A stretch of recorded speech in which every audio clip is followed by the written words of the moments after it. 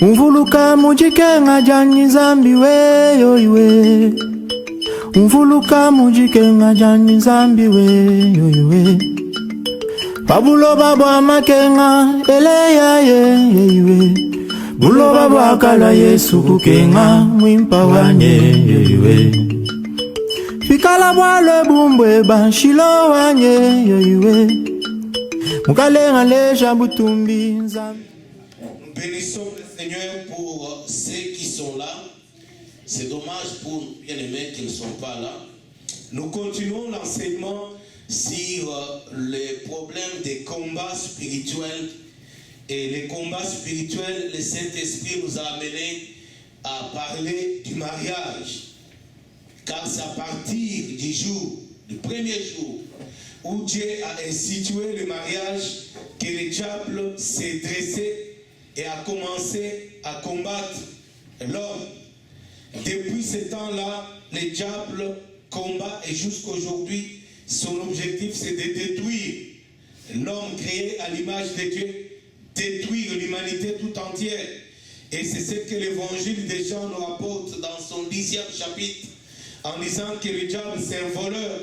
Il vient pour détruire, pour égorger, pour voler, pour semer la désolation, l'humiliation et le deuil. Alléluia, amen. Et nous avons vu pendant la semaine comment il fonctionne. Nous avons vu comment il se permet même de se présenter devant Dieu et de réclamer à détruire. Il avait réclamé tous les disciples de Jésus-Christ. Il avait réclamé Job devant Dieu. Il réclame à te détruire. Bien-aimé, s'il a osé réclamer à détruire Job, l'homme dont Dieu a témoigné que c'est l'homme le plus intègre, qu'il n'y a plus rien de semblable comme lui sur la terre, à combien plus forte raison, toi et moi? Alléluia, amen, amen, amen.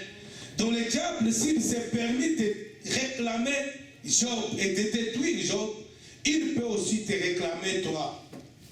Et quand il va te réclamer, que fera-t-il? Et d'ailleurs, peut-être tu es ce que tu es parce que tu es victime du diable. Amen, amen, amen, amen. Et comme le diable a commencé à chercher à détruire l'homme depuis le commencement, en cherchant à détruire le mariage, le Saint-Esprit vient nous parler sur le mariage. Et le dimanche passé, pour ceux qui étaient là, nous avons expliqué c'est quoi le mariage dans la façon de voir de Dieu. Le mariage a été institué par Dieu et en tant que tel, il faut que l'homme s'aligne sur la conception de Dieu, sur la façon dont Dieu voit le mariage. S'il veut s'engager dans la voie du mariage, il doit comprendre le mariage selon la conception de Dieu et non pas selon la conception humaine. La conception humaine, nous l'avions expliqué, c'est-à-dire quand quelqu'un grandit, il a l'âge de se marier. Alors, le mariage est défini par rapport à l'âge, c'est-à-dire j'ai 30 ans ou j'ai 25 ans, ça dépend des contextes et des milliers. Alors je trouve que je dois me marier. Le mariage, ce n'est pas un problème ni d'âge, ni un problème de besoins charnels, ça n'a rien à voir avec ça. Dieu n'avait pas créé, institué le mariage pour satisfaire les besoins du corps humain. Ça n'a jamais été ça. Alléluia, amen, amen, amen, amen, amen. Et c'est pourquoi il faut comprendre le mariage tel que Dieu l'a conçu. Parce que si tu le comprends comme ça, alors tu pourras bien vivre un mariage heureux. C'est-à-dire tu pourras vivre un mariage qui sera à l'abri des attaques du diable. Ce n'est pas pour dire que le diable n'attaquera pas. Loin de là, il va attaquer, mais le mariage va résister à tous les assauts du diable, à tous les assauts des démons. Alléluia, amen. Et le dimanche passé, nous avons vu l'apôtre Paul écrivant dans l'épître aux Éphésiens, chapitre 5, verset 31 à 33. Paul dit que le mariage, c'est un grand mystère. Et nous avions cherché à comprendre le grand mystère. Ça veut dire quoi? C'est quoi le mystère? Les dictionnaires bibliques nous a dit que le mystère, c'est une dispensation que Dieu a établie, mais gardée secrète. Cette dispensation, cette grâce de Dieu, il la garde secrète jusqu'à ce que le Saint-Esprit prépare un homme à qui Dieu va révéler finalement ce mystère. Alléluia, amen.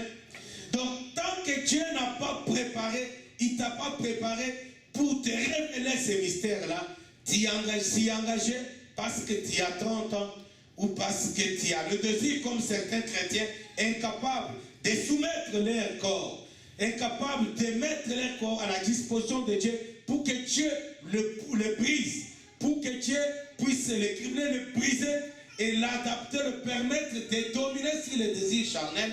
Ces gens-là s'engagent dans le mariage, pas parce qu'il veut réellement se marier, mais parce qu'il est incapable de maintenir son corps dans la sainteté en rapport avec la fornication. Amen, amen, amen, amen, amen. Alléluia, amen. Donc, il y a des chrétiens qui s'engagent dans le mariage aujourd'hui parce qu'il est incapable de ne pas commettre le péché d'impudicité. Le mariage, c'est pas quelque chose que Dieu a institué, c'est toute une institution. Ça n'a pas été institué pour satisfaire les désirs de la chair humaine. Ce n'est pas ça le mariage. Et s'engager dans le mariage pour des tels mobiles, apparemment ça a l'air bien, c'est très dangereux. Ce qu'il faut faire pour chaque chrétien, c'est de demander à Dieu de briser le brisement, ce qu'on appelle le brisement. Que Dieu amène ton corps, que Dieu taille ton corps, que Dieu modèle ton corps, que Dieu te délivre des désirs naturels, mais Dieu peut t'en débarrasser ou te rendre capable de les dominer, d'assujettir ton corps. L'apôtre Paul a écrit aux Corinthiens. Il dit ceci, il dit qu'il traite durement son corps. Donc il a prié Dieu. Dieu lui a donné la capacité de gérer, de maîtriser son corps. Il dit, je traite durement mon corps et je le tiens assujetti. Je le domine afin qu'il soit capable de faire ce qu'il doit faire et non pas faire ce qu'il veut faire. Alléluia. Donc chaque chrétien doit amener son corps au brisement, amener son corps sur l'autel de Dieu pour que son corps et les désirs du corps soient sacrifiés et qu'il soit capable de dominer son corps. Alléluia. L'homme a trois parties, le corps, l'âme et l'esprit. Il faut que l'homme vive selon les désirs de l'esprit, donc que les désirs de l'esprit dominent sur les désirs du corps. Donc le corps doit être assujetti. Tu dois le contrôler et le dominer. Et Paul dit, je le tiens assujetti, je le traite durement afin qu'il soit capable de faire ce qu'il doit faire et non pas ce qu'il veut faire. C'est dans 1 Corinthiens chapitre 9, verset 21 avec 3. Mais ce que j'ai dit, le texte que moi je lis, c'est le texte original hébreu. Dans le texte, Louis Zégon, il dit enfin de l'assujettir pour que je ne puisse pas manquer à l'enlèvement après avoir prêché aux autres. Je pense que c'est ça. Mais le texte original dit ceci. Je traite durement mon corps et je le tiens assujetti afin qu'il soit capable de faire ce qu'il doit faire et non pas ce qu'il veut faire. Ce qu'il veut faire, c'est lié à ce désir à lui. Mais je dois être capable de le dominer, de le contrôler pour que mon corps ne fasse pas ce qu'il veut, mais qu'il fasse ce qu'il doit. Ce qu'il doit faire, c'est la parole de Dieu. Alléluia, amen, amen, amen. Alors un chrétien comme ça, il n'a pas besoin d'aller s'introduire dans un mariage parce qu'il ne peut pas contenir son corps. Non, il contient son corps, il domine son corps et il a dans le mariage autant de Dieu. Quand Dieu lui dit que le temps est arrivé, quand Dieu lui montre, l'introduit, il entraîne dans le processus. Donc Dieu est devant moi, il me conduit dans le processus du mariage, car c'est tout un processus. Alléluia, amen, amen, amen. Pourquoi bien aimé? Parce que le mariage, c'est quelque chose qui a une dimension spirituelle, qui a une dimension prophétique. Et la Bible parle du mariage comme de l'église. Donc le mariage, c'est comme l'église qui est l'épouse de Jésus-Christ. Alléluia, amen, amen, amen, amen. Alors on ne doit pas prendre le mariage à la légère. Parce que si on en prend à la légère, c'est pourquoi aujourd'hui le diable détruit beaucoup de couples et des couples chrétiens. Il y a plein de problèmes chez les chrétiens, le marié chrétien, qui n'existe même pas chez les païens. Pourquoi? Parce que nous sommes la cible du diable. Et nous avions montré que le diable, quand il vient attaquer le mariage, c'est pas qu'il attaque le marié.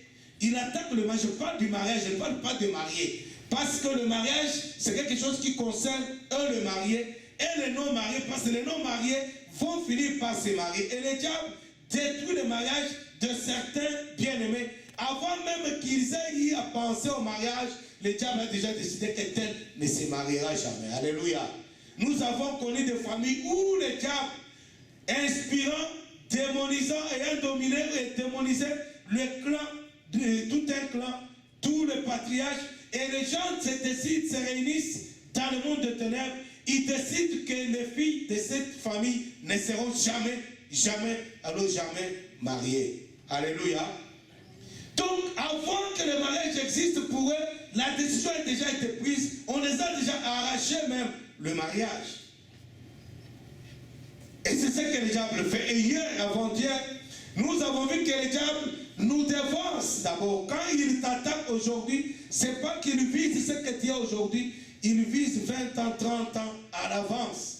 Donc il voit, quand le diable voit que le Dieu Tout-Puissant a un plan avec toi, il a un plan merveilleux, et le Seigneur a toujours un plan de bonheur avec tout un chacun. Et le diable, quand il voit ce plan-là de Dieu, il s'arrange, avant même que tu sois informé de ce que Dieu a planifié pour toi, le diable s'arrange à te le détruire. Nous avons vu comment il a cherché à anéantir, à tuer Moïse, avant même que Moïse soit informé qu'il sera l'élu de Dieu pour sortir le peuple de Dieu en Égypte. Le diable a inspiré le roi d'Égypte, Pharaon, pour détruire, pour tuer tous les enfants qui devraient naître à l'époque, à la génération les enfants qui devraient naître à la même époque que Moïse. Le diable a inspiré qu'il y a parmi les enfants des Hébreux un enfant qui va venir pour délivrer tous les esclaves qui travaillent pour toi. Et Pharaon a ordonné que tous les enfants qui étaient des Juifs ou des Hébreux soient décimés, soient tués. Alléluia, amen, amen, amen. Amen, amen, amen, amen, amen. Bien-aimés, nous avions parlé du mariage comme un grand mystère. Et le dimanche passé, toujours, nous avons cherché à commencer par les fiançailles. Pourquoi? Parce que certains mariages, certains couples qui sont instables aujourd'hui, ne les sont pas devenus quand ils se sont mariés, mais c'est quand ils se sont engagés dans ce qu'ils appellent fiançailles que le diable avait déjà miné à l'avance leur mariage. Donc pendant cette période qu'ils ont développé une relation en disant que c'est la période de fiançailles, pendant cette période-là, le diable les a infiltrés, le diable les a conduits petit à petit à creuser la tombe de leur propre mariage. Donc ils ont creusé la fosse, le caniveau, pour enterrer leur mariage avant de se marier. Donc ils l'ont enterré avant de se marier, et quand ils se sont mariés, ça a été seulement comme des gens qui viennent d'enterrer quelqu'un. Dès qu'ils entrent dans le mariage, ils commencent à vivre les problèmes et le pleur. Alléluia, amen, amen, amen. Ils sont mariés, mais ils sont en train de pleurer. Ils regrettent. C'est ainsi qu'il y a des gens qui ont prétendu avoir fait les statistiques, qui se sont rendus compte que la majorité des mariés, si on leur demande, si on veut qu'il est en arrière, ils disent qu'ils ne se marieraient pas avec la même personne. Alléluia. En général, il y en a qui disent et qui sont rendus compte que tous les mariés veulent divorcer, pendant que tous les célibataires cherchent à se marier. Alléluia. Écoutez bien aimés, les fiançailles, selon l'encyclopédie biblique, les fiançailles, selon l'encyclopédie biblique, ça veut dire c'est une promesse mutuelle que se donnent deux personnes, une promesse de mariage. C'est-à-dire un garçon et une fille se promettent le mariage. Ça, c'est la définition de l'encyclopédie biblique sur les fiançailles. Et malheureusement, pour les chrétiens aujourd'hui ou pour tous les jeunes gens, les fiançailles, quand vous leur demandez, ils disent c'est la période où on doit se connaître avant de se marier. Donc pour se marier, nous avons besoin de nous connaître. Alléluia. Apparemment ou humainement, ça sonne bien. Après tout, il faut connaître. Tu ne peux pas épouser une inconnue ou tu ne peux pas te marier avec un inconnu.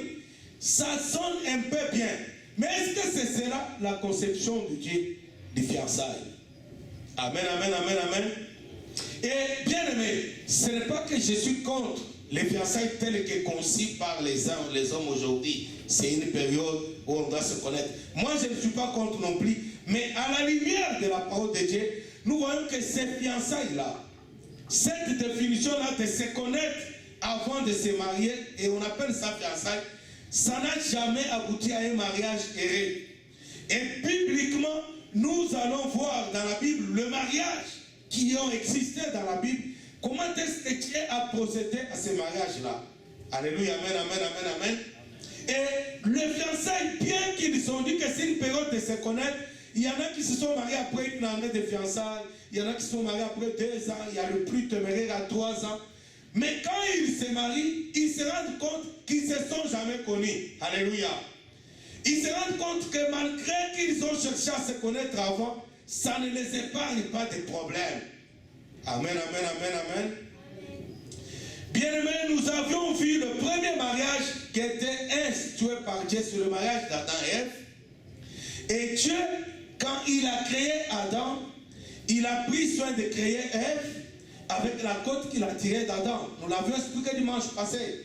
Et quand Dieu a amené Ève à Adam, nous ne voyons pas la Bible dans la Bible, Dieu le mettre là comme des fiancés et leur donner le temps de se connaître. Alléluia. Amen, amen, amen, amen. Est-ce qu'on peut dire amen? Amen. Bien aimé, écoutez bien, j'insiste, je ne dis pas qu'il ne faut pas se connaître. Mais s'il faut mettre ça comme une condition pour se marier, je dis que ça devrait être pour les païens peut-être. Parce que les chrétiens, ils n'ont pas besoin de connaître la femme qu'ils veulent épouser, telle qu'on les définit aujourd'hui comme fiançailles. Parce que la femme, au commencement, ayant été tirée de l'homme, la Bible nous montre que la femme n'a pas été créée comme l'homme a été créé. Elle a été tirée de l'homme. C'est-à-dire c'est une partie de l'homme, c'est une partie de moi-même. Alors comment est-ce que je dois chercher à connaître? Si c'est une partie de moi-même, c'est-à-dire je dois me connaître. Alléluia, amen. Et nous avons dit dimanche passé que s'il faut chercher à connaître son partenaire, il faut commencer à se connaître soi-même. Alléluia. Au contraire, moi je dirais ceci, et la Bible nous montre que le mariage, le vrai, ce n'est pas qu'il faut chercher à connaître la fille que tu dois épouser ou le monsieur que tu dois épouser. Tu dois le connaître. Ce n'est pas ça qui garantit un mariage heureux. La seule chose qui garantit un mariage heureux, c'est ce que Dieu a dit. Alléluia, amen. Parce que si Dieu te met en contact avec la femme qu'il a créée, avec la côte qu'il a tirée de tes os, c'est cette femme-là qui est ta femme. Alléluia. Donc tu n'as pas besoin de la connaître, même si tu la connaissais. J'avais donné l'exemple, je le répète aujourd'hui. Supposons que la femme que Dieu a créée avec l'os de tes os, c'est une femme querelleuse, par exemple. Alléluia. Et là tu as prié et Dieu te montre que c'est elle. Mais elle est querelleuse. Tu vas changer quoi? Amen, amen, amen, amen. Tu vas changer quoi? Donc, ce qu'il faut chercher à connaître avec précision, est-ce que c'est la volonté de Dieu? Est-ce que c'est elle, ma femme? Est-ce que c'est lui, mon mari? Selon Dieu, pas selon les critères. Je trouve les jeunes gens, oh moi j'ai mes critères. Oui, ce sont tes critères.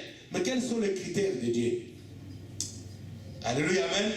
Si, par exemple, toi tu aimerais épouser une femme claire, de grande taille, et que Dieu, avec la côte qu'il a prélevée de tes os, il a créé une femme noire de petite taille, tu ferais quoi?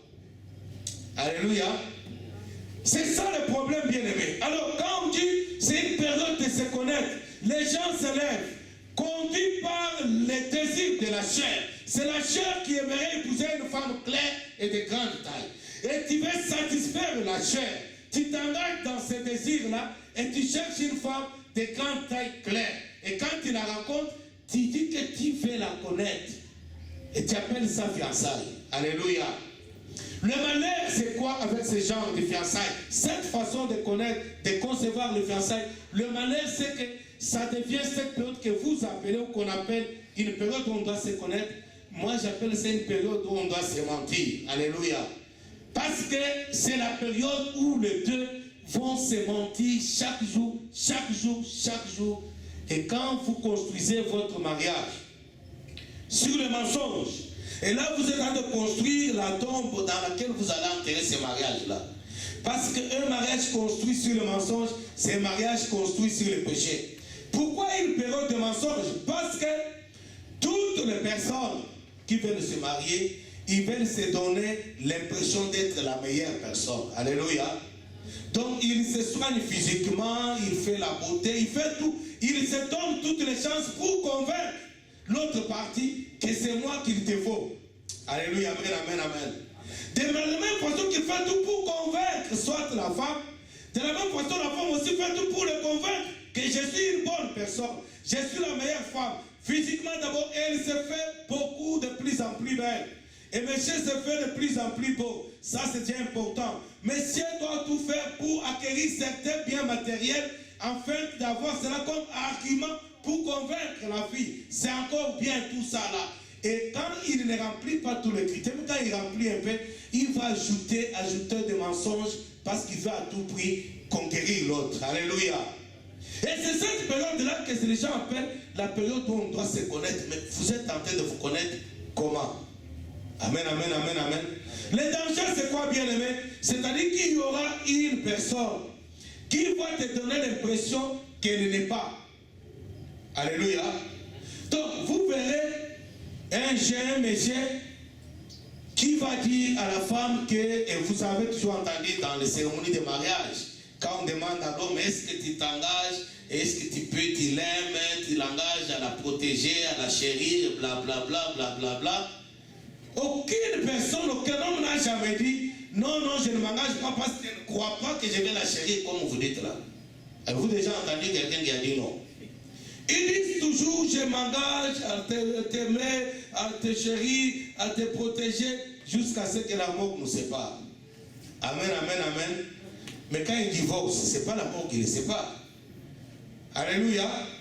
Donc, il n'y a aucune personne qui ira dire à la fiancée qu'il veut épouser que voilà, comme nous sommes dans une période où on doit se connaître, j'aimerais que tu saches que j'ai un faible pour des femmes. Je ne suis pas un homme qui est stable à ce niveau-là. Mais j'ai fait un effort, j'aimerais que tu sois informé et que tu puisses m'aider. Alors c'est possible et c'est probable que quand nous serions mariés, tu me surprennes en train de te mentir avec d'autres femmes. Qui peut le faire? Élie te l'a fait, non? Amen, amen, amen, amen. Mais qui peut le faire? Et pourtant vous dites, c'est la période où on doit se connaître. Mais dis-lui la vérité sur ce que dit. C'est la période où les gens se mentent. C'est lui, il sait bien qu'il ne pourra pas être fidèle à 100%. Mais il garantit à la fille que je te serai fidèle. Il raconte des choses. Et la fille aussi lui raconte les mêmes choses. Aucune fille, aucune femme, toutes les femmes qui étaient filles, qui sont devenues femmes, aucune ne s'est permis de dire à son fiancé, pendant cette période de connaissance, que non, fais attention, c'est possible que je puisse te tromper avec un autre homme. Aucune n'a jamais dit ça. Aucune n'a jamais dit à son fiancé, dans cette période, digne de se connaître, voilà, je suis une fille très mal éduquée, c'est possible quand je me fâche, je serai prêt à t'insulter, à insulter tes parents. Alléluia. Aucune n'a jamais dit. Nous avons écouté les couples en conflit. L'homme dit, pasteur, elle s'est permis d'insulter mes parents. Ma soeur, c'est vrai, dit oui, pasteur, j'étais très fâché, c'est vrai. Mais quand tu vas vérifier, ils ont fait 2 ans de fiançailles pour te connaître. Pourquoi monsieur n'a-t-il pas eu à connaître que cette femme insulterait ma mère un jour? Alléluia. Parce que c'est une période de mensonges. Mensonge sur mensonge. Tout le monde garantit ce qu'il n'est pas. Et la conséquence, c'est quoi? Si tu montres ce que tu n'es pas, c'est-à-dire que tu es en train de te mettre du vernis, mais le vernis vouloir ou pas, les dames savent, les mascaras, c'est ça, mascara. Tu peux en mettre. Et le fond de teint. Mais à la fin, ça va passer. Alléluia. Ça ne restera pas collé sur le visage pendant 24 heures. Ça va passer. Et c'est ça la période qu'on dit de se connaître. C'est les gens qui se mettent des poudres. Et quand ils entrent dans le mariage, la poudre finit par tomber. Et maintenant, l'homme se rend compte qu'il a épousé une inconnue. Alléluia. J'aimerais que le jeune m'écoute très bien.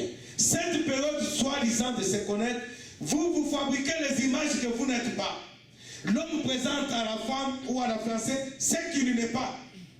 Pour la gagner à tout prix, il lui présente ce qu'il n'est pas. Et la fille présente au monsieur ce qu'elle n'est pas. Et maintenant, monsieur tombe amoureux de l'image de la fille que la fille lui a présentée. Et la fille tombe amoureuse de l'image que l'homme l'a présentée. Or, l'homme l'a présenté une autre personne. Elle l'a présenté à monsieur une autre personne. Quand ils se marient, ils entrent dans la maison, ils se rendent compte que ce sont des inconnus. La fille se rend compte que toute la poudre que Messie avait mis est tombée. Elle se rend compte qu'elle a épousé un inconnu. Et le monsieur se rend compte qu'il a épousé une inconnue. Et le premier jour du mariage, le problème commence. Alléluia. Même si ce n'est pas la chicane qui commence le même jour, mais déjà, monsieur se rend compte que j'ai été floué. Et la haine entre à la place où il y avait l'amour, c'est la haine. Quand il se rend compte qu'il a été abusé, elle m'a floué, elle m'a trompé. Ce n'est pas ce que je croyais, ce n'est pas elle. Automatiquement, il y a la haine qui prend la place de l'amour. Et le problème commence. Cette haine-là, même s'il ne te dit pas clairement, mais elle s'installe. Parfois, lui-même, il peut être inconscient que la haine s'est installée. Mais elle va commencer à orienter ses faits et gestes. Et là, les problèmes vont commencer. Alléluia, amen, amen, amen. Nous avons vu Adam. Quand on lui amène Ève, parce que Ève était tirée d'Adam, Adam n'avait aucun souci de chercher à le connaître. Et d'ailleurs, je l'avais expliqué, quand Dieu amène Ève à Adam, Dieu n'a pas ouvert la bouche pour présenter Adam. Naturellement, il fallait qu'Adam qui dormait puisse attendre que Dieu lui présente une inconnue. Parce qu'Adam n'avait pas connaissance, il n'avait jamais vu Ève. Il connaissait Dieu, il connaissait les animaux. Et voilà, il y a un inconnu qui arrive là qui est arrivé pendant qu'il dormait. Ça devrait être Dieu qui devrait présenter Adam. Voilà, c'est Ève, elle s'appelle comme ça, comme ça, comme ça. Et c'est elle qui sera ton épouse. Mais Adam n'a pas attendu cela. À peine Dieu amenait Ève avant que Dieu ouvre la bouche. Dieu n'a même pas ouvert la bouche. Satan qui ouvre la bouche, qui dit, voici cette fois-ci l'os de mes os. Alléluia. Bien aimé, Paul dit que le mariage c'est un mystère, un grand mystère. Et nous avons vu la définition de l'encyclopédie biblique sur le mystère. Il dit c'est une dispensation secrète, gardée secrète par Dieu, en attendant de préparer l'homme à qui il va révéler cette dispensation. C'est ça le mariage, bien-aimé. Donc, si Dieu ne te donne pas la révélation de ta femme, tu peux faire tout ce qu'il faut pour la connaître. Tu vas connaître une inconnue. Et tu vas épouser une inconnue. Alléluia. Je ne dis pas que les mariés qui se sont mariés, en dehors de cette procédure, aillent divorcer. Non. Ils peuvent tout simplement redéfinir les choses avec Dieu. Alléluia, amen, amen, amen. Je l'avais dit hier, je l'avais dit aussi quelque part où j'avais apporté cet enseignement sur le fiançailles, que j'ai vu les gens qui font les renouvellements de vœux. 30 ans de mariage, ils font des renouvellements de vœux. Ils font même un fête. Ils peuvent faire ça. Quelque chose dans ce sens. Recadrer le mariage sur les fondements bibliques, sur la parole de Dieu. Et les célibataires, vous êtes bénis afin d'écouter ces choses parce que vous allez être à l'abri des mensonges et de ce que le diable a déjà commencé à ériger pour détruire votre avenir. Alléluia, amen. Adam se lève et il crie. Il dit, voici cette fois-ci, os de mes os et la chair de ma chair. Et c'est lui-même qui dit qu'on l'appellera femme. Il ne dit pas on l'appellera fille. Alléluia. Il ne dit pas on l'appellera fiancée, il dit on l'appellera femme. Et il continue, donc il fait toute une prophétie. Et c'est ainsi que l'homme quittera son père et sa mère et s'attachera à sa femme. Il deviendra. C'est tout ça. C'est Adam qui proclame, qui confesse, qui prophétise. Ce n'est pas Dieu. Amen, amen, amen, amen. Et nous avions vu le dimanche passé que le mariage, le vrai, c'est Dieu qui a découvert les besoins d'Adam. Ce n'est pas Adam qui a dit à Dieu, en tout cas, je ne me sens pas bien d'être seul. C'est Dieu qui a remarqué qu'il n'est pas bon qu'il soit seul. Il n'est pas bon que l'homme soit seul. C'est Dieu qui a découvert les besoins. Bien-aimé, il faut laisser Dieu te conduire. Il faut laisser seul Dieu te dire le vrai moment où tu dois t'engager dans le mariage. C'est Dieu qui découvre les besoins. Que le temps est arrivé, c'est Dieu qui commence. Non seulement il découvre les besoins, c'est lui qui fait la démarche pour pouvoir à ce qui manquait à l'homme. Amen, amen, amen, amen, amen. Ça, c'est le premier mariage qui a existé dans la Bible, les tout premiers dont la Bible parle. Voilà comment Dieu a étalé dans ses processus. C'est lui qui découvre les besoins de l'homme. Il trouve que l'homme, il y a quelque chose qui lui manque. Et ce qui lui manque, c'est une aide semblable. Lui-même, il va aller faire la démarche pour trouver l'aide semblable. Et quand il trouve l'aide semblable, c'est Dieu lui-même qui amène l'aide semblable auprès de l'homme. C'est alors qu'il y a eu mariage. Est-ce qu'on peut dire Amen? Nous allons lire Genèse chapitre 24. Le deuxième cas du mariage biblique, et celui-là est plus merveilleux parce que la Bible en parle dans les moindres détails. Du début jusqu'à la noce, jusqu'au mariage. Et dans celui-là aussi, bien aimé, vous ne verrez pas ce qu'on appelle le temps de se connaître. Je ne dis pas, j'insiste, je ne dis pas que les jeunes gens, vous devez vous marier, rencontrer la fille le matin et l'épouser le soir. Non, il y a tout un processus. Mais ce processus-là, ça ne s'appelle pas le temps de se connaître. Quand Dieu te montre avec preuve, tu as toutes les preuves. Tu as réuni toutes les preuves que c'est elle, ma femme, ou c'est lui, mon mari. Dès que tu as toutes ces preuves, et tu le fais éprouver par le plus grand, que voilà le plus grand, les aînés éprouvent, et qu'ils reconnaissent que voilà, toutes les preuves sont réunies, que c'est ton mari ou c'est ta femme. À partir de ce moment-là, vous pouvez vous faire la promesse de mariage. C'est ce qu'on appelle fiançailles selon la Bible. Mais vous vous appelez connaissant un peu de se connaître. C'est la promesse. Et à partir de ce moment-là, ce que vous devez faire, c'est commencer à organiser le mariage. Pas se connaître. Organiser le mariage. C'est-à-dire, l'homme peut s'arranger à chercher les moyens. Parce que nous voyons aujourd'hui des jeunes gens surtout à l'église. Il n'a pas de travail, mais il a déjà une fiancée. Alléluia. Tu vas l'épouser quand? Amen, amen. Et comme il n'a même pas l'argent pour aller doter dans la famille de la femme, maintenant il dit c'est la période de se connaître. C'est pas la période de se connaître. Il gagne le temps pour trouver le moyen. Amen, amen, amen, amen, amen.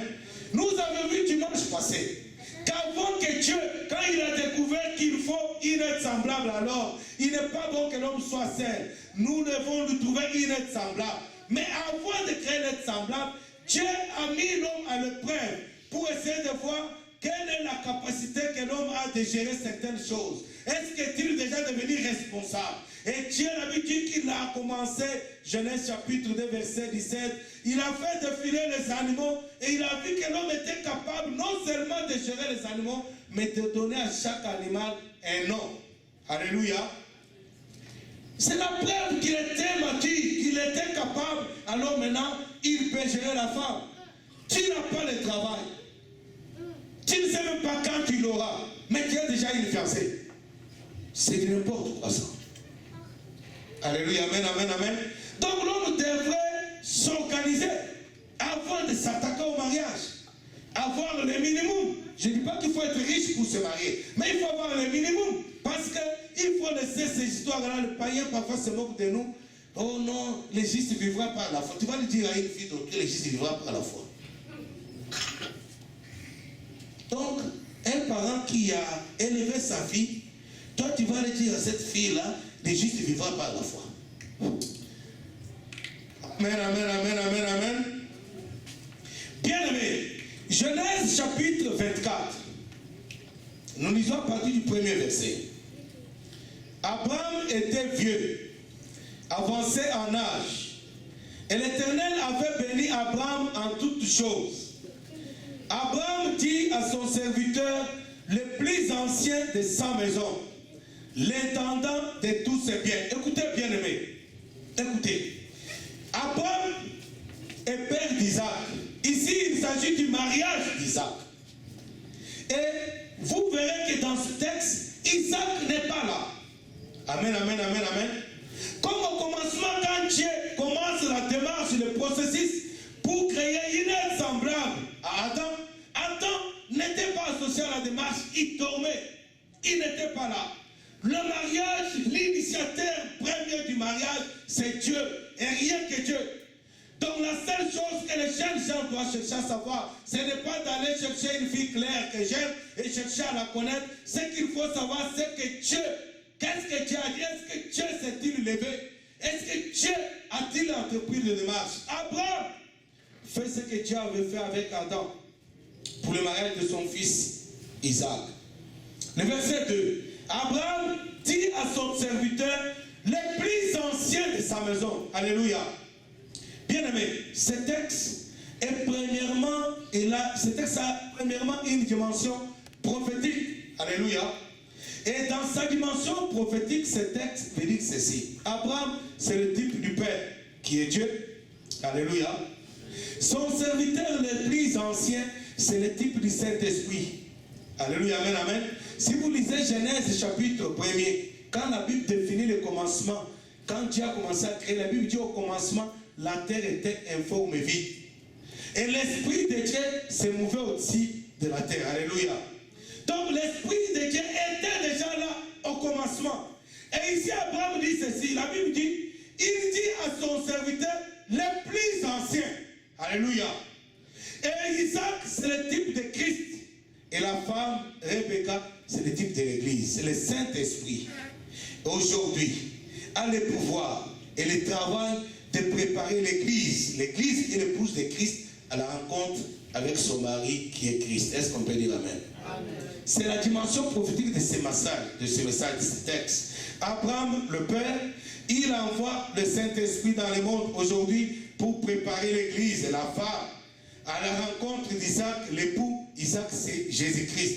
Alléluia, amen, amen, amen. On ne va pas nous demeurer sur le plan prophétique ou spirituel de ce texte. Nous allons rentrer dans la réalité. Abraham dit à son serviteur le plus ancien de sa maison, l'intendant de tous ses biens, mais je te prie ta main sous ma cuisse, et je te ferai jurer par l'Éternel, le Dieu du ciel et le Dieu de la terre, de ne pas prendre pour mon fils une femme parmi les filles des Cananéens au milieu desquels j'habite. Alléluia. Bien-aimé, Abraham, Dieu l'avait fait quitter sa nation en lui disant, quitte ta patrie, ta famille, tu vas aller dans le pays où je vais te montrer. C'est ce qu'il est allé se retrouver chez les Cananéens. Alléluia, amen, amen, amen. Mais quand il prend la décision de trouver une femme pour son fils Isaac, il demande à son serviteur de ne pas aller chercher la fille comme épouse de son fils parmi les Cananéens. Alléluia. C'est faux et archi faux cette histoire dont certaines sœurs viennent à nous, certains frères. Oh pasteur, mais par moi elle peut se convertir. Je vais l'amener à l'église pour qu'elle se convertisse. C'est faux et archi faux. Dieu n'a pas besoin de ton aide pour faire convertir les gens. Alléluia. Dieu, s'il veut sauver les âmes, les filles comme les garçons, il va les toucher lui-même. Il en a les moyens. C'est pas à toi d'aller t'arranger, t'embourber dans une histoire avec un païen ou avec une païenne, et puis de venir pour que le pasteur puisse approuver cela. Oh non, pasteur, mais par moi, il peut devenir chrétien. C'est faux. Amen, amen, amen, amen. Ça, c'est la première chose que nous voyons dans le verset 2 et le verset 3. Abraham, dans le verset 2, il fait jurer à son serviteur. Il dit, mets ta main sous ma cuisse. Bien aimé. Mettre la main, jurer en mettant la main sur la cuisse. Chez les Juifs, chez les Hébreux, ça veut dire ceci. Donc tu t'engages que si j'ose violer l'engagement, alléluia, tous les enfants, toute la descendance de cet homme pourra se venger sur moi. Et parce que vous comprenez. C'est-à-dire, je prends l'engagement avec le pasteur Constant et je lui jure. Et quand il me dit, jure-moi en mettant ta main sur ma cuisse, c'est-à-dire tous les enfants de Constant et les enfants de Constant et les enfants des enfants, toute sa généalogie, toutes les générations qui sortiront de ses cuisses. Ces enfants-là ont le droit légitime d'opérer une vengeance sur moi et sur toute ma descendance. Est-ce qu'on comprend cela? Amen. Ça veut dire quoi, bien-aimé? C'est pour que vous compreniez la gravité, l'importance du mariage. Qu'il faut se marier selon le plan, selon la volonté de Dieu.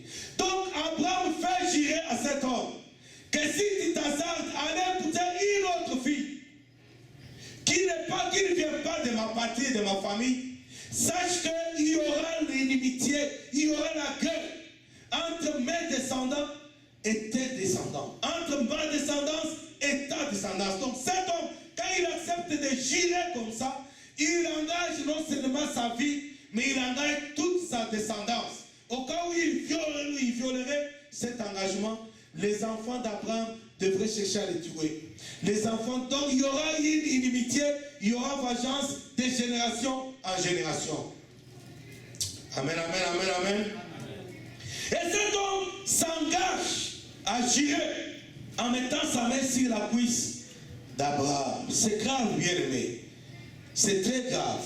Pourquoi aujourd'hui les gens prennent le mariage à la légère? Les gens s'engagent dans des bêtises à la légère. Bien aimé, c'est toute ta vie. Mais au-delà de toute ta vie, ça peut entraîner beaucoup de conséquences. Si le diable met la main sur toi, si le diable met la main sur ton mariage, si tu ne veilles pas, il est mieux, et moi je dis aux jeunes, vaut mieux se marier le plus tard possible ou pas, que de s'engager dans un mariage qui n'est pas selon la volonté de Dieu. Vaut mieux se marier le plus vieux, même à 60 ans, pourvu de se marier avec la femme que Dieu a choisie pour toi. Pourvu de se marier avec l'homme que Dieu a choisi pour toi. C'est mieux comme ça. Encore, vaut mieux même rester célibataire comme Paul. C'est mieux pour toi que se retrouver dans une histoire où Dieu n'a rien à voir. Que se retrouver dans un mariage organisé, orchestré par le diable. Nous avons vu hier et avant-hier le mariage piégé. C'est très dangereux, bien-aimé. C'est pour cette raison que cet homme s'engage, non seulement sur sa tête, mais sur toute sa descendance. Il s'engage à faire réellement ce que lui demande le père d'Isaac. Bien-aimé, si tu es déjà engagé, tu peux tout t'engager, ce n'est pas un péché. Amen, amen, amen, amen. Nous sommes au verset 3. Donc cet homme a juré de ne pas prendre la femme parmi les Cananéens. Mais d'aller, nous sommes au verset 4, d'aller dans mon pays et dans ma patrie, prendre une femme pour mon fils Isaac. Le serviteur lui répondit, peut-être la femme ne voudra-t-elle pas me suivre dans ce pays-ci? Devrais-je mener ton fils dans le pays où tu es sorti? Abraham lui dit, garde-toi d'y mener mon fils. L'Éternel, le Dieu du ciel, verset 7.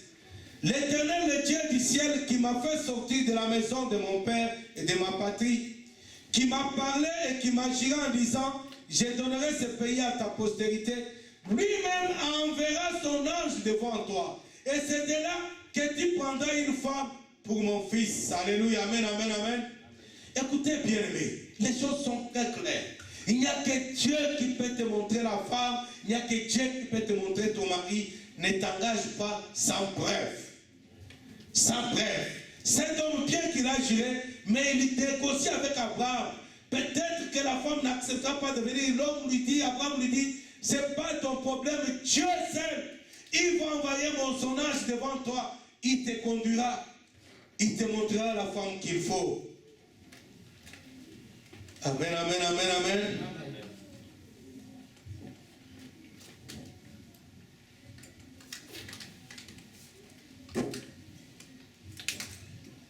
Si la femme ne veut pas te suivre, verset 8, tu seras dégagé de ce serment que je te fais faire. Seulement tu n'y mèneras pas mon fils. Le serviteur mit sa main sous la cuisse d'Abraham, son seigneur, et lui jura d'observer ces choses. Le serviteur prit du chameau parmi les chameaux de son seigneur, et il partit, ayant à sa disposition tous les biens de son seigneur. Bien-aimé, ne t'engage pas dans le mariage si tu n'as pas de travail. Alléluia.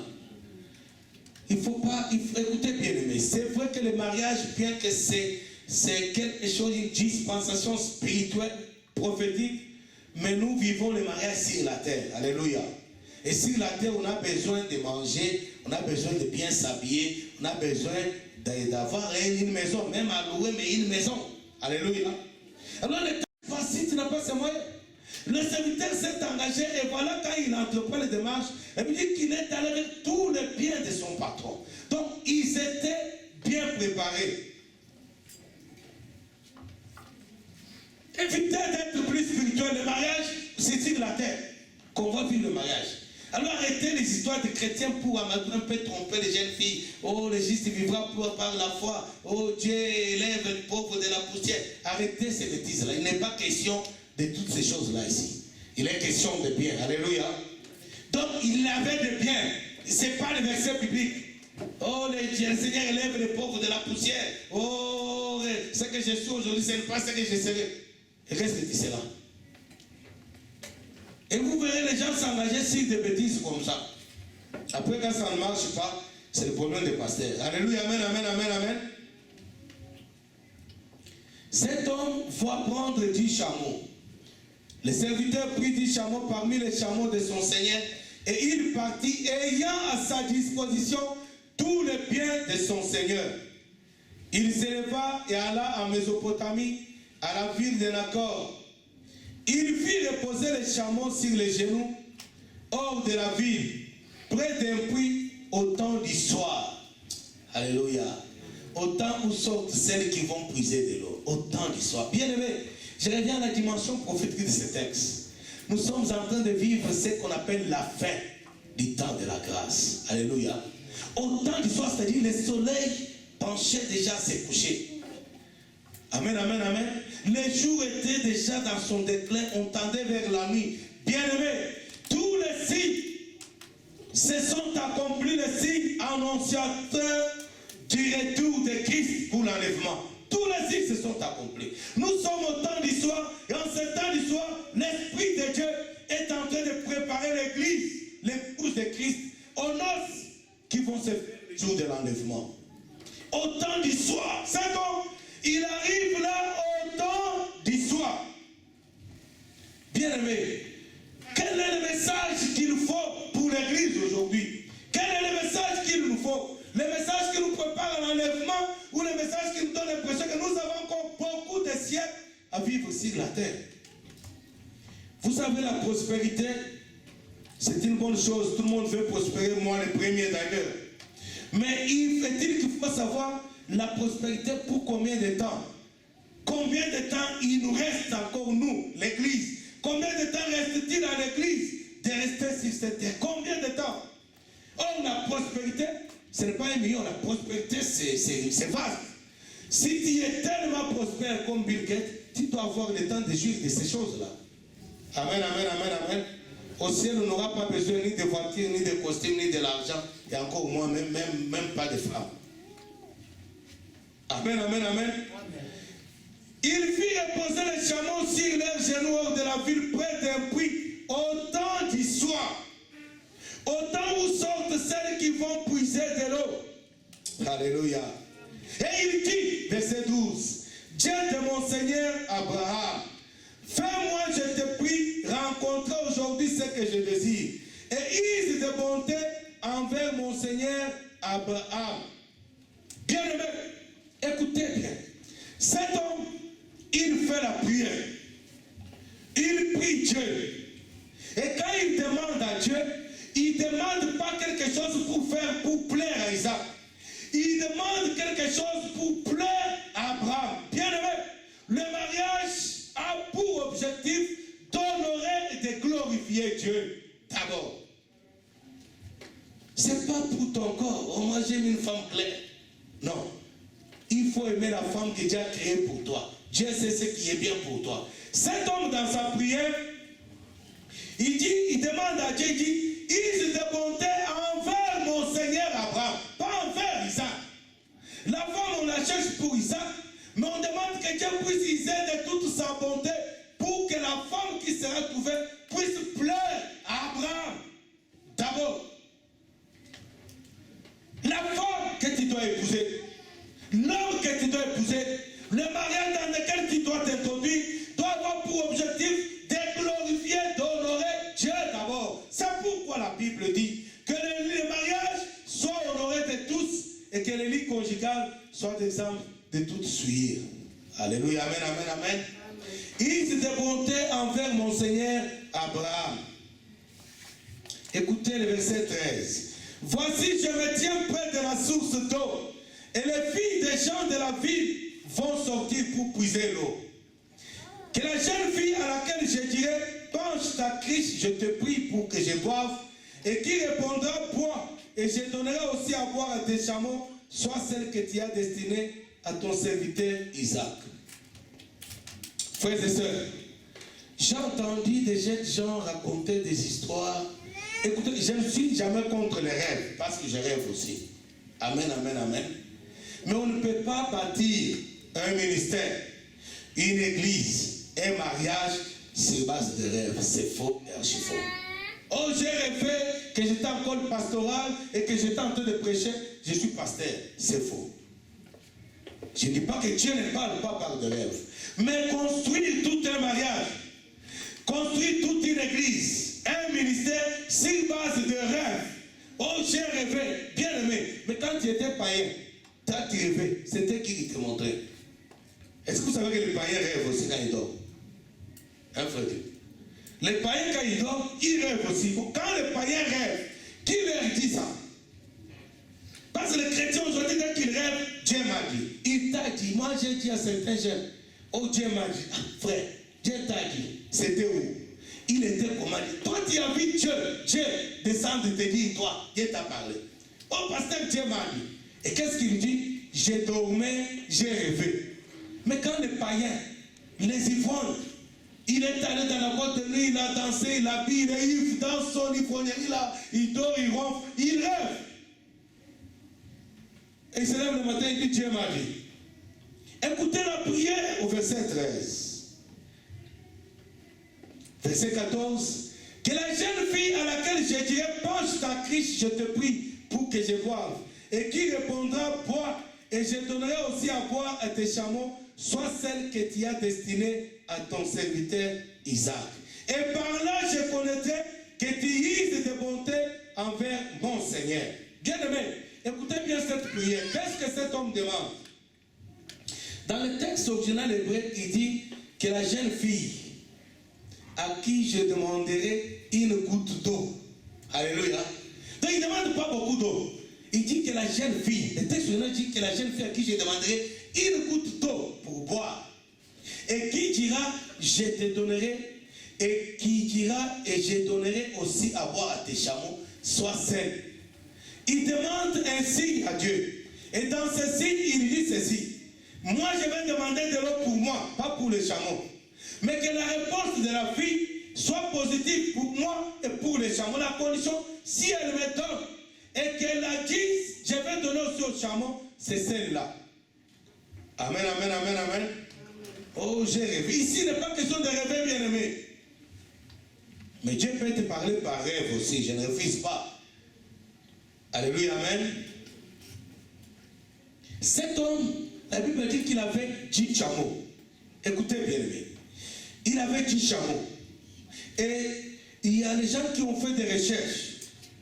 Ils ont essayé d'étudier les comportements d'un chameau. Et ils se sont rendus compte que 10 chameaux, s'ils boivent minimum ensemble, ils peuvent voir l'équivalent de 10 tonneaux d'eau. Amen, amen, amen, amen. 10 tonneaux d'eau. 10 chameaux. Amen. Mais écoutez, je vais vous expliquer parce que la plupart de vous n'ont jamais été au village. Vous savez, au village, quand on va puiser de l'eau, généralement, moi j'ai déjà été au village. Quand on voit, il y a des villages où il n'y a pas de robinet. Et là, vous comprenez qu'il n'y avait pas de robinet. Il n'y avait pas l'eau qui coulait au robinet. Il fallait aller puiser de l'eau à la source. Et j'ai remarqué dans certains villages où j'ai été, quand on va à la source, soit pour se baigner ou pour puiser de l'eau, quand on y va, on descend. Alléluia. Les ruisseaux, les sources sont toujours dans les bas. Donc on descend et quand on puise de l'eau pour remonter à la maison, c'est très pénible. Alléluia. Qui ont déjà vu ça? Qui ont déjà été au village? C'est vrai. Qui est déjà tombé avec de l'eau? Amen, amen, amen. Écoutez la prière de cet homme. Il demande une goutte d'eau. Mais il dit que la fille accepte de donner au chameau. Mais il y a 10 chameaux. Donc, supposons qu'elle n'a pas amené 10 tonneaux. Supposons qu'elle devait amener seulement un verre à un chameau. Donc elle a fait 10 tours. Plus le tour où elle a donné à l'homme, ça fait 11 tours. Donc elle descend, elle monte. Elle descend, elle monte. 10 fois. Prenons seulement qu'à chaque fois, elle amenait un verre de chaque, un chameau consommait un verre. Limitons-nous seulement à cela. Mais les gens ont fait des recherches, ils ont vu que quand les chameaux, surtout quand ils ont fait un long voyage comme ça, s'ils se mettent à boire, minimum peut-être un tonneau. Et vous verrez dans les versets qui vont suivre, cette femme-là, elle va dire ceci à cet homme. Elle dit, bois mon Seigneur, et je donnerai à tes chameaux jusqu'à ce qu'ils aient assez bu. Donc ce n'est pas un verre qu'elle a donné aux chameaux. Alors, pour que les chameaux puissent boire assez, minimum, un tonneau, 200 litres. Ça fait combien de tours? Nous lisons la parole de Dieu. Le verset 15. Il n'avait pas encore fini de parler que sortit sa criche sur l'épaule Rebecca, née de Bethuel, fils de Milka, femme de Nacor, frère d'Abraham. C'était une jeune fille très belle de figure. Elle était vierge. Alléluia, amen. Et aucun homme ne l'avait connue. Je ne veux pas m'attendre, la Bible est claire. Amen, amen, amen. Hein, les jeunes gens. La Bible est claire, n'est-ce pas? C'est pas moi qui dis. La Bible montre la femme. Nous sommes au verset 15, 16. Elle descendit à la source, remplit sa criche et remonta. Les serviteurs coururent au-devant d'elle et dit, laisse-moi boire, je te prie, un peu d'eau de ta criche. La version, j'ai dit la version hébreu originale, dit, laisse-moi boire une goutte de ta criche. Elle répondit, c'est ce qui est important, le verset 18, écoutez la réponse, bois mon Seigneur. Et elle s'empressa. Si la Bible t'appartient, souligne, elle s'empressa. Souligne le mot, le verbe s'empresser là. Elle s'empressa d'abaisser sa criche sur sa main et de lui donner à boire. Quand Élie achevait de lui donner à boire, elle dit, je puiserai aussi pour tes chameaux jusqu'à ce qu'ils aient assez bu. Alléluia. Pourquoi elle s'empressa? Bien aimé, les fiançailles dont vous dites la peur de se connaître, si ce n'est pas la volonté de Dieu, tu vas connaître la personne comme tu veux, elle sera une bonne épouse. Qui a dit que la bonne épouse c'est ta femme? Amen, amen. Tu peux bien chercher à connaître une fille. Elle est gentille, elle est ceci, elle est ceci. Mais est-ce que c'est ta femme? Est-ce que c'est ta femme? Il faut que Dieu t'aille montrer ta femme, que Dieu t'aille montrer ton mari. Les critères là, où chercher à se connaître, ça n'a pas de sens. Mais écoutez la vraie connaissance. Ici, Isaac n'est même pas là. Mais Dieu, écoutez bien aimé, Dieu connaît tes besoins plus que toi-même.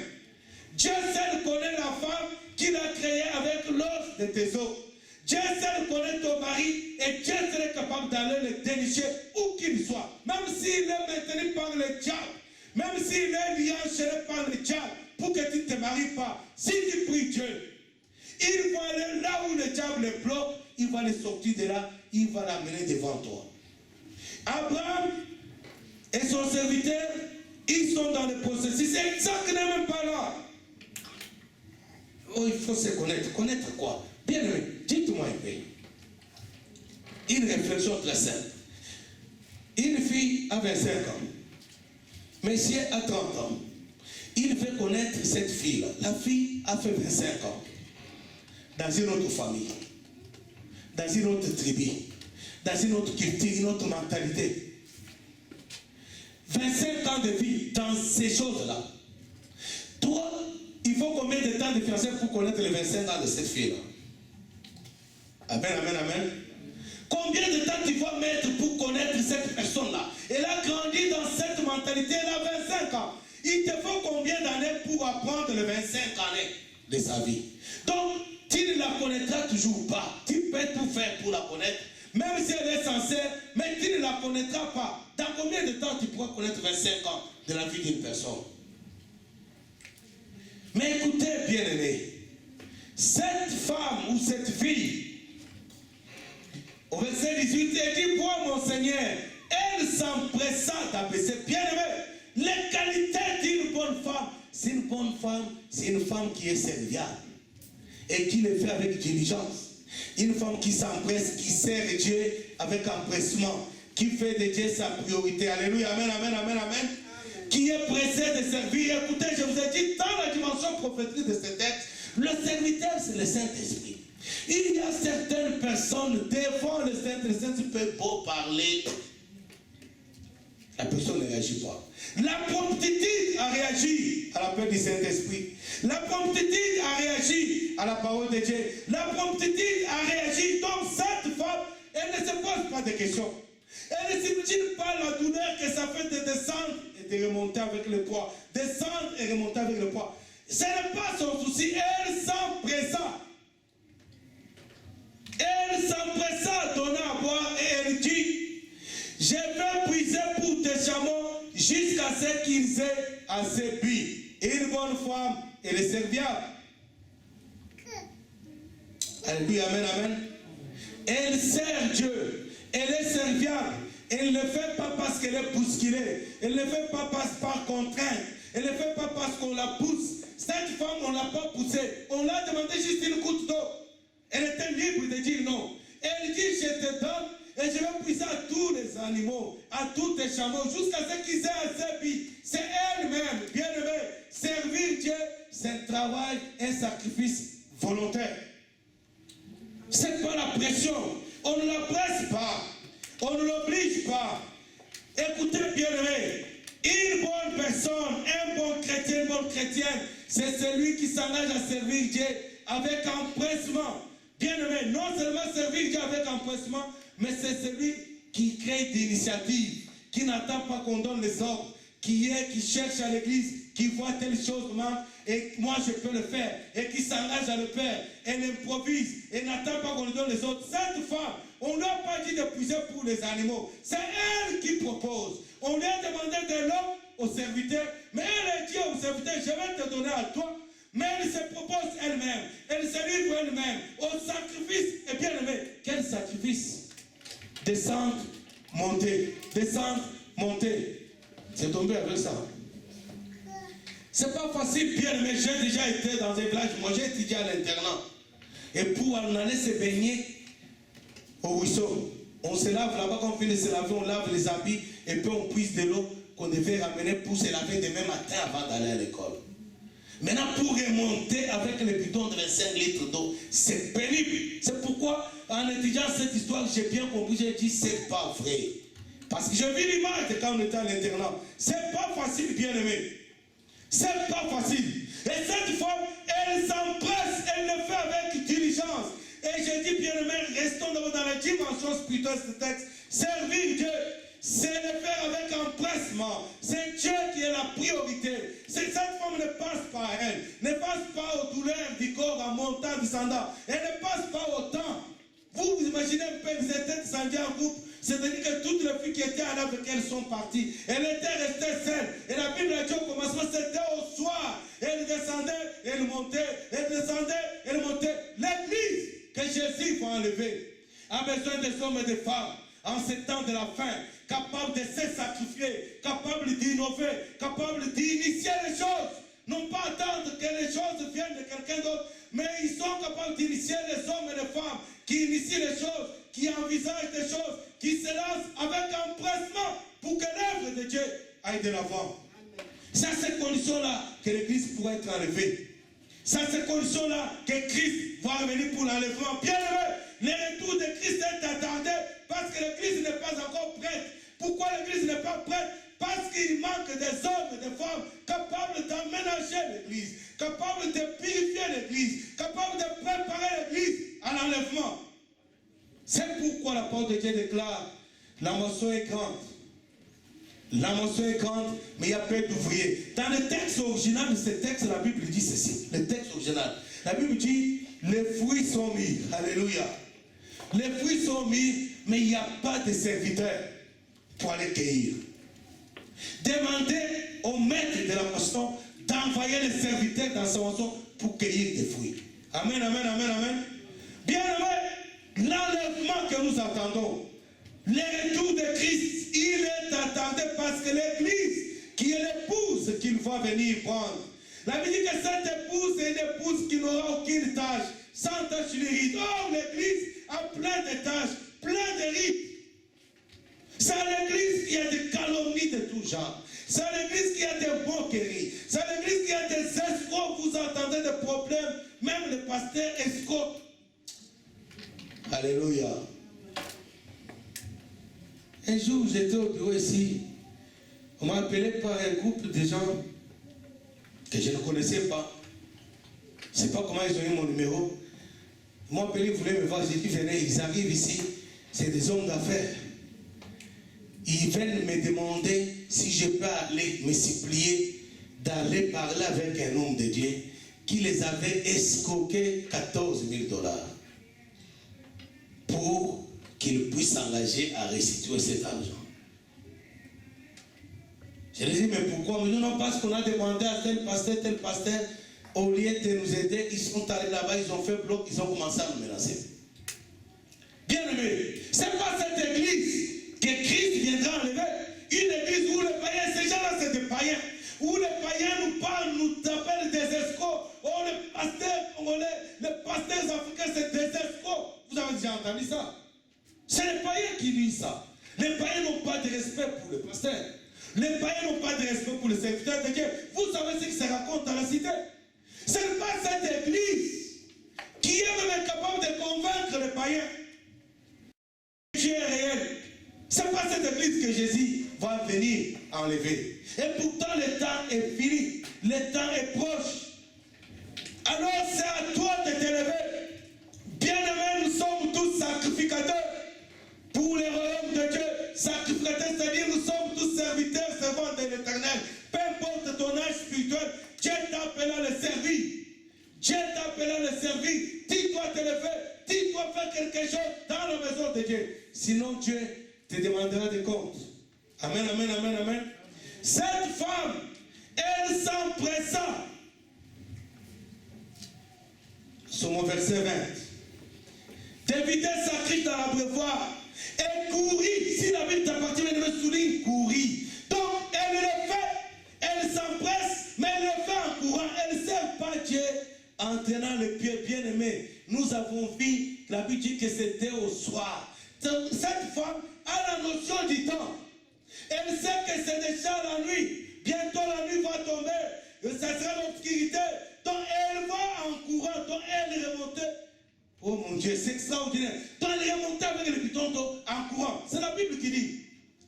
Un vrai serviteur de Dieu, une vraie servante de Dieu, c'est celui qui a la notion du temps. Qui comprend que le temps est fini. La Bible dit, qu'est-ce que la Bible dit sur le temps? Vous connaissez? Il y a personne qui connaît. Rachetez le temps, car les jours sont mauvais. Rachetez le temps, car les jours sont mauvais. Cette femme, elle sait que c'était déjà au soir. Est-ce que tu as la notion du temps, bien-aimé? Est-ce que tu as la notion du temps en rapport avec le retour de Christ? Pierre, Paul plutôt écrivant aux Éphésiens, dans Éphésiens 5, 31 à 33, il dit ce mystère est grand. J'ai dit cela par rapport à l'église et à Christ. Ce mystère de mariage, c'est un grand mystère. Je dis cela par rapport à Christ et à l'église. Bien-aimé, celui qui sert Dieu doit comprendre d'avoir d'abord la révélation sur le temps, la notion de temps, comprendre qu'il faut servir Dieu en courant, racheter le temps, car les jours sont mauvais. Elle courut,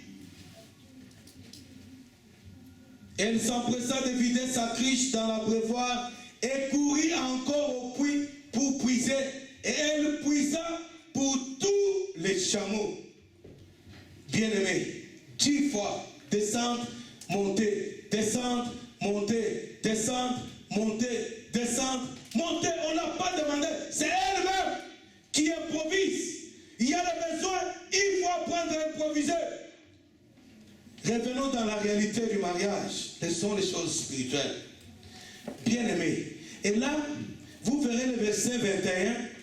La Bible dit ceci. L'homme regardait avec étonnement et sans rien dire, pour voir si l'Éternel faisait réussir son voyage ou non. Et là, l'homme est témoin. Et là, il est en train de voir toutes les qualités d'une bonne femme. Elle travaille sans avec empressement. Elle a la notion du temps. Elle est très simple. Elle est humble. Elle est serviable. Il a toutes les qualités de croire. Et il peut croire que cette femme pour Isaac, elle pourra recevoir autant de gens dans sa maison. Il va servir à manger. Alléluia. Mais les fiancés de connaître là, tu vas dire à ta fiancée, oh tu sais moi, nous sommes une grande famille. Elle va dire non, non, il n'y a pas de problème, chez nous on a une grande famille, moi je suis habitué à préparer beaucoup. Et quand il va arriver là, amen, amen, amen. Quand il va arriver là, tu vas dire, mais ma soeur est venue, et ta soeur ne connaît pas la cuisine. Vous avez déjà entendu des réponses comme ça, non? Est-ce que moi tu m'avais épousé pour ta soeur? Amen, amen, amen. Amen. Ah, on ne dit pas amen. Ça, c'est les femmes que vous épousez après les avoir connues. Tu l'as connue. Quand il arrive à la maison, ta sœur vient, ou ta mère. Tu lui demandes d'aller préparer. Il dit, et toi, tu fais quoi? Si toi, tu prépares, ta culotte va tomber. Alléluia, amen. Là, le serviteur regarde avec étonnement. Ce n'est pas elle qui a demandé à la femme, elle voit que c'est une femme qui a toutes les qualités. Si elle sert les animaux, elle servira bien sûr le frère de son mari. Amen, amen, amen. La Bible dit qu'il est en train de regarder avec étonnement. Quand les chameaux ils finissent de boire, bien aimé, il ne faut pas être pressé. Quand tu pries Dieu pour le mariage, demande les signes. Et même quand tu as accompli les signes, ne te précipite pas. Demande encore d'autres signes. Cette femme, le monsieur regarde. Et au verset 21, la Bible dit il regardait avec étonnement. Le verset 21 dit quand les chameaux, il finit de boire. Donc il a attendu jusqu'à ce que le dernier chameau a fini de boire. Donc ça a pris du temps.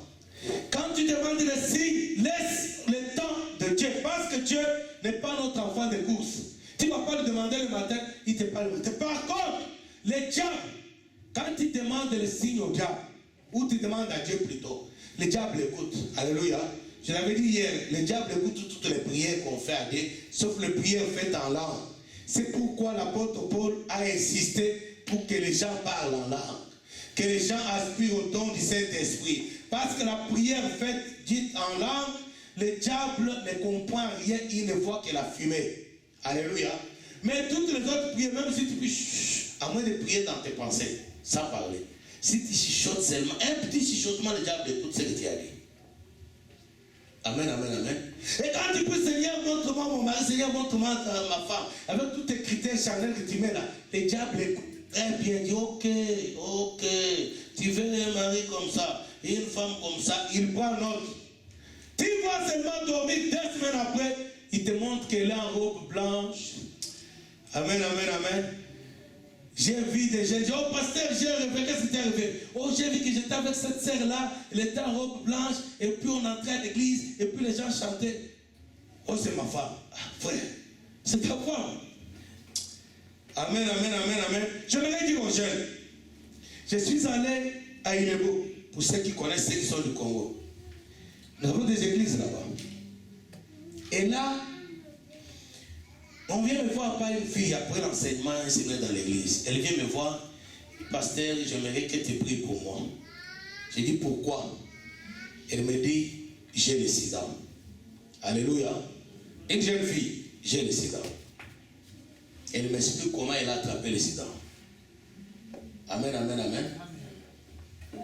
Ok, je parle avec elle, je l'encourage, je dis, je lui donne le témoignage, j'ai vu Dieu guérir les gens du sida.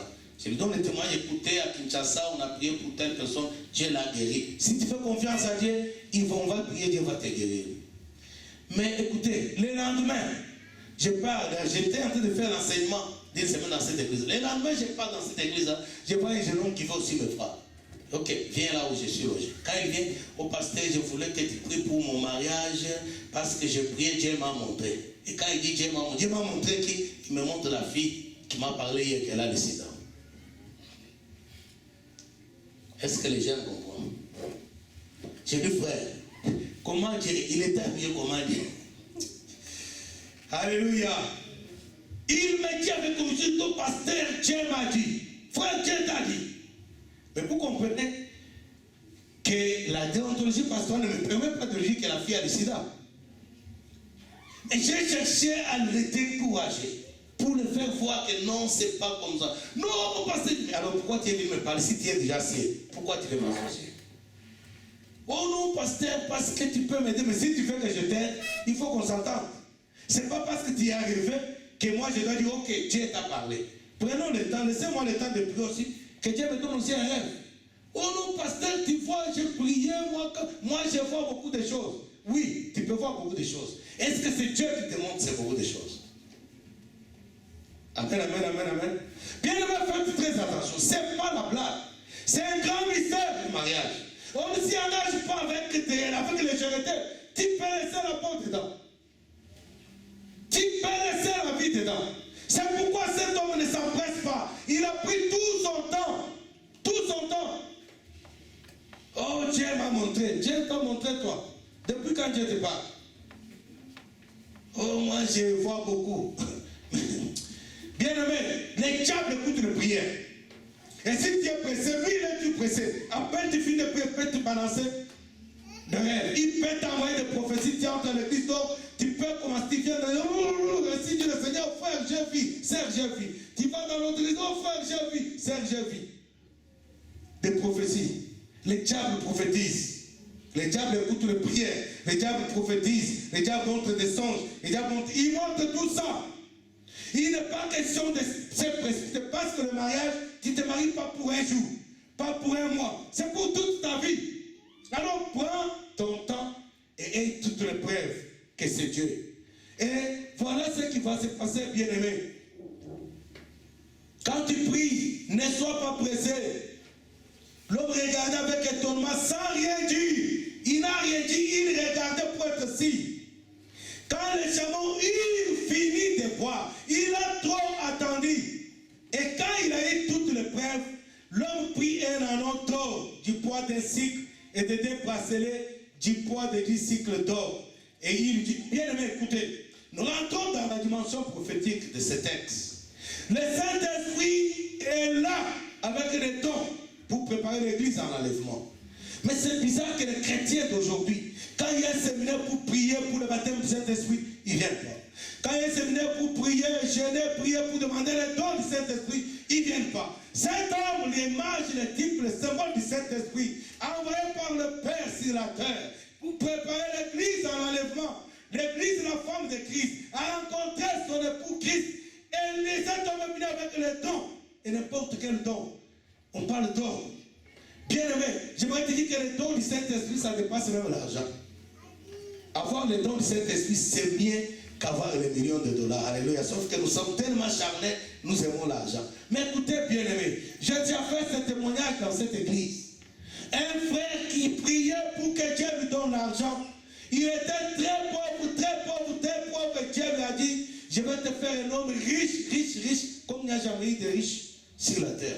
Et il a crié dans cette prophétie. Et il a prié, il a jeûné, il a prié chaque jour, il priait. Et il ne voyait jamais la richesse arriver. C'est un pasteur. Et puis un jour, il va voir un accident. Quelqu'un qui fait un accident de circulation avec la voiture, l'oreille est coupée. La moitié ici est coupée, donc la moitié d'en haut est tombée par terre. Il vient, il dit, j'ai senti une force invisible, c'est comme si j'avais perdu connaissance. J'ai senti comme une force invisible me conduit. Et là, j'ai pris parce que quand l'homme a fait l'accident, la voiture a fait 1000 tonneaux comme ça, est tombé là devant lui. Le bout de l'oreille qui est cassé là, est venu tomber sur son pied. Amen, amen, amen, amen. Il dit, c'est comme si j'avais perdu connaissance. Je ne sais pas ce qui est arrivé. J'ai seulement pris les bouts d'oreille. Il est allé jusqu'à la tête de cet homme-là. Il a fait ça au nom de Jésus. Quand il a fait ça, l'oreille est rentrée normale. Le sang coulait, mais l'oreille est rentrée, collée comme ça, sans, il n'y a pas de suture, sans cicatrice. Direct. Il dit, quand je fais ça, c'est alors que l'esprit, la connaissance, c'est comme si j'ai sauté d'un sommeil. Et puis, il va au Dieu me dit, voilà comment je t'ai béni avec des richesses. Parce que ce que tu as fait, aucun milliardaire ne peut le faire.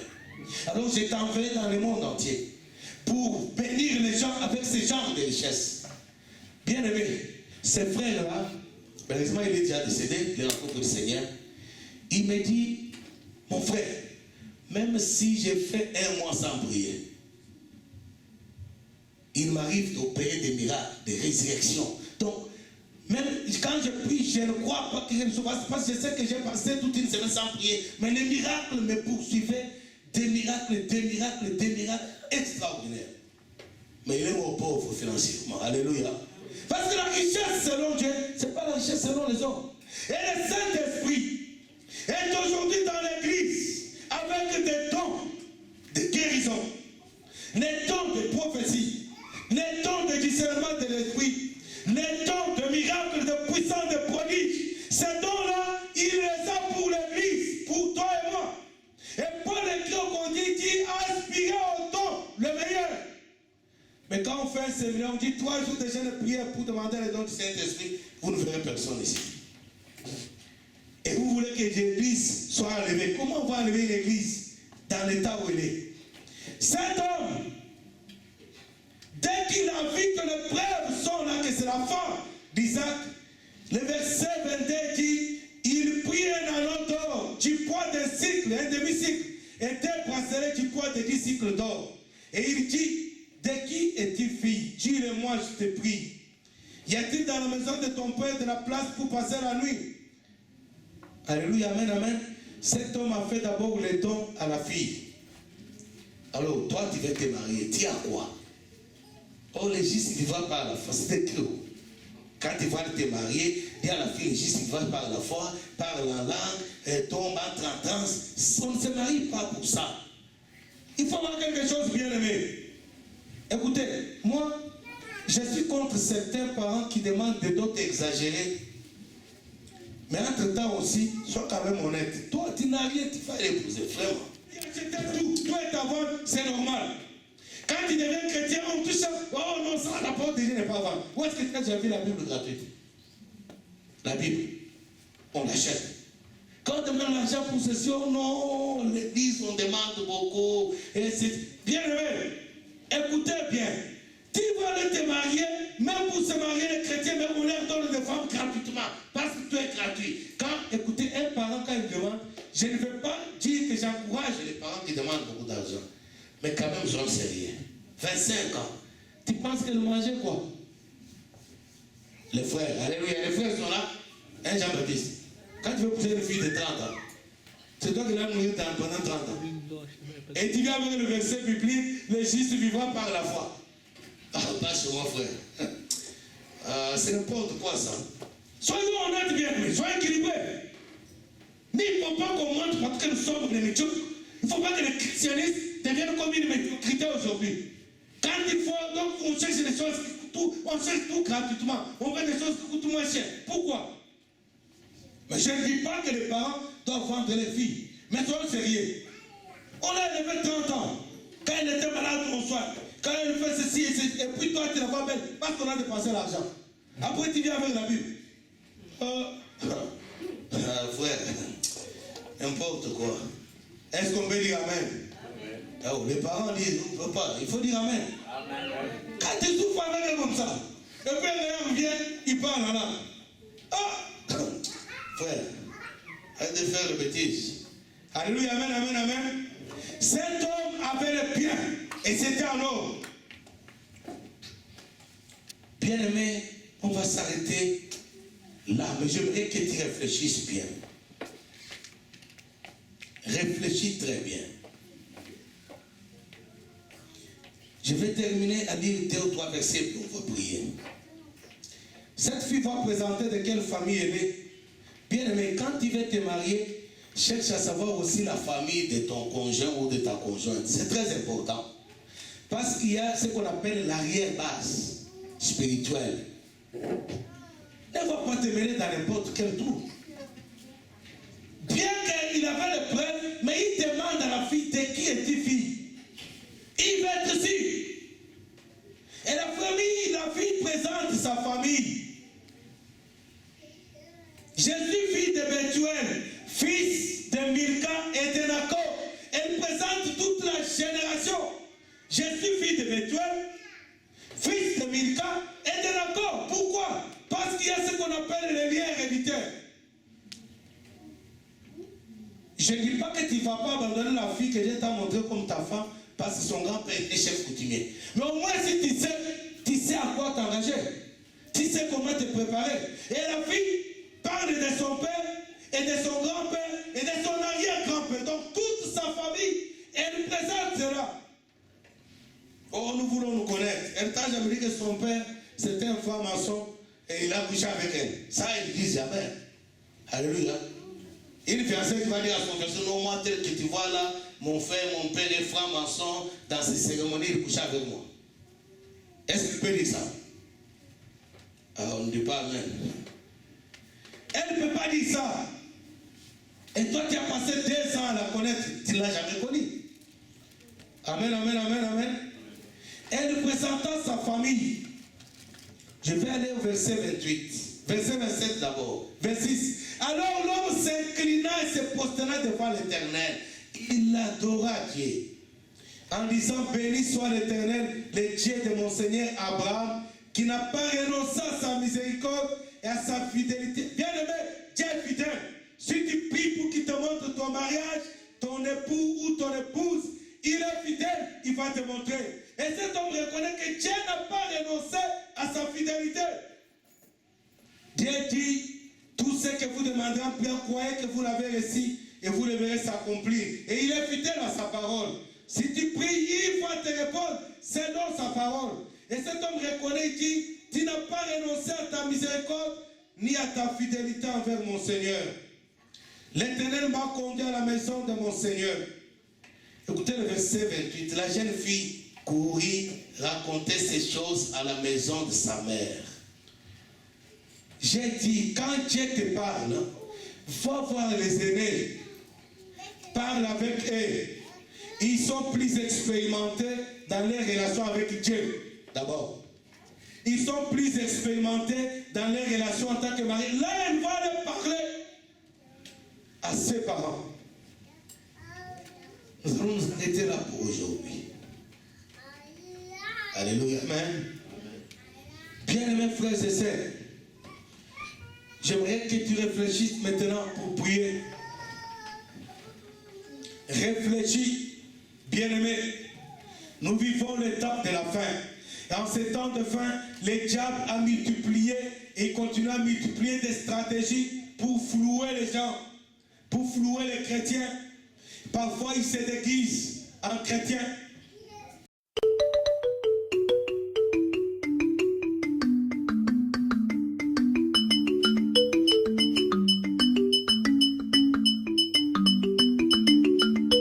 Umvuluka mujikenga jani zambi we yo iwe. Umvuluka mujikenga jani zambi we yo iwe. Pabulo baba makenga eleya ye iwe. Bulo baba kala Yesu kukenga mwimpa wanye yo iwe. Fikala mwale bumbwe banshilo wanye yo iwe. Mukalenga leja butumbi zambi.